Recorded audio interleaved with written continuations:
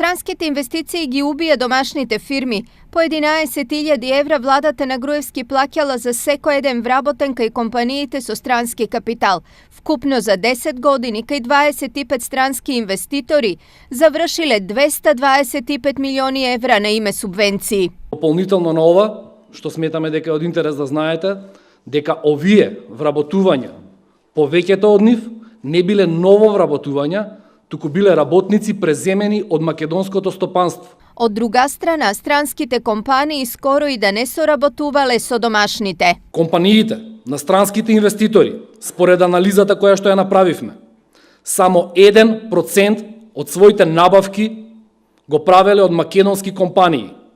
Повторувам, македонските добавувачи доставиле добра до овие компании само 1% од овие пари.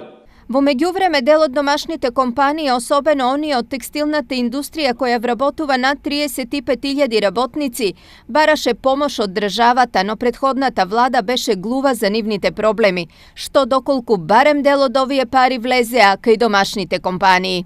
Ваквата поддршка на текстилната индустрија, веројатно и на целото индустријско домашно производство, би резултирало во раста на текстилната индустрија, која сега во моментот се наоѓа во фаза на потешкоти. Во смисла на тоа што поради застареноста на технологијата со која што лага, наспроти тоа и мал недостаток на работната сила, апсолутно дека инвестирањето во текстилната индустрија би допринело до модернизација.